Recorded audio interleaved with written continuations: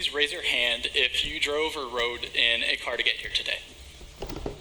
Pretty much everyone. A few of you didn't. Okay. Now, this is problematic because we are currently in a climate crisis. We have rising sea levels, we have erosion, increased tendency of flash floods, especially here on Maui. Now, according to the Environmental Protection Agency, 29% of these emissions derive from the transportation sector, and this includes the cars that you took to watch me today. Now, to solve this problem, somebody out there was like, okay, let's create something more sustainable. And they introduced the electric vehicle. And how many of you guys would agree that the electric vehicle is better for the environment than your average combustion-powered car? Okay, a select handful of us, most of us.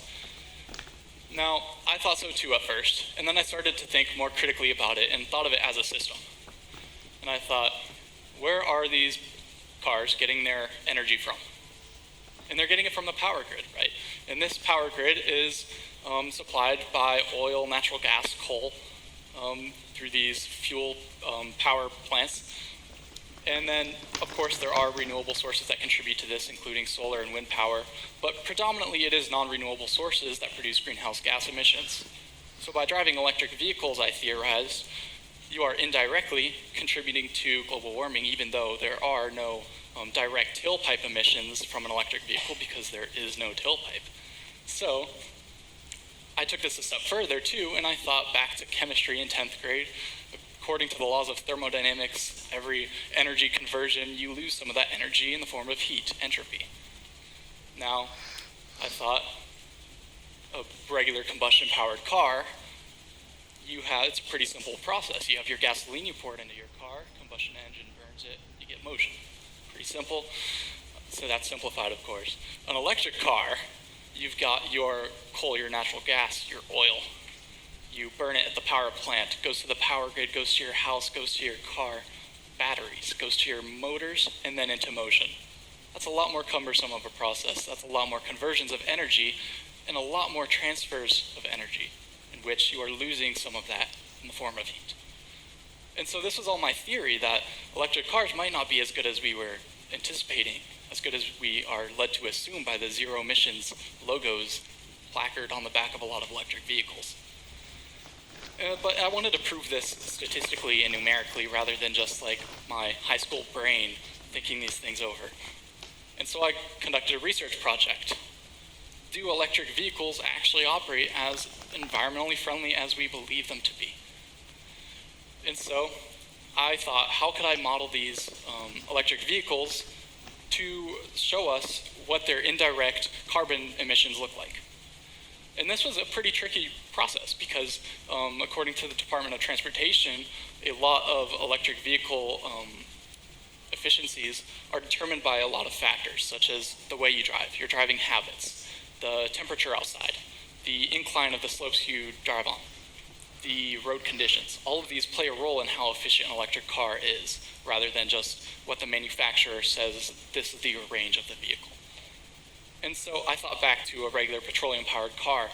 How do we model those? And we look at gas mileage because this reflects how you drive, right? And so I thought, how could I translate this to an electric car?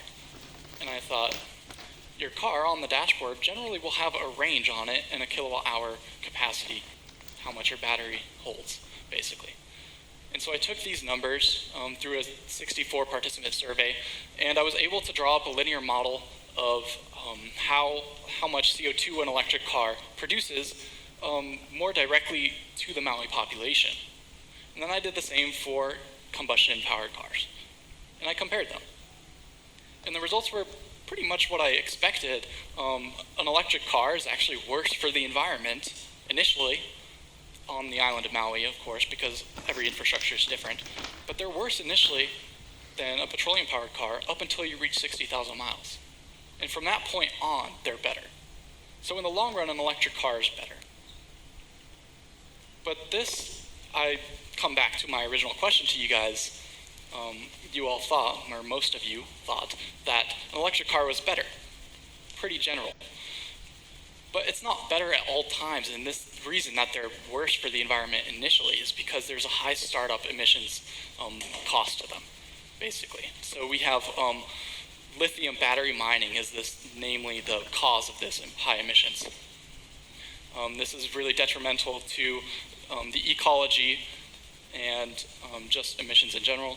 So I started to look at everything together, and I conducted another research survey of 33 participants to analyze how they perceived electric vehicles, much like I just surveyed you now. And I found that the public did significantly misperceive the environmental benefits of electric vehicles. Now, my point of this is not to say, hey, you're wrong, you should stop driving electric vehicles, because no, they are still better in the long run than a petroleum-powered one. My point is that we should take a step back and analyze all of our sustainability initiatives as a system rather than as a singular entity. We should look at the repercussions of everything as a whole. How do things tie into one another? How does our transportation sector tie into our energy production sector? Everything we do is interconnected. So I want you to think now, what are you doing that is sustainable or that you think is sustainable? And how can we better it? How can we maximize our sustainability from it? And how can we better the earth?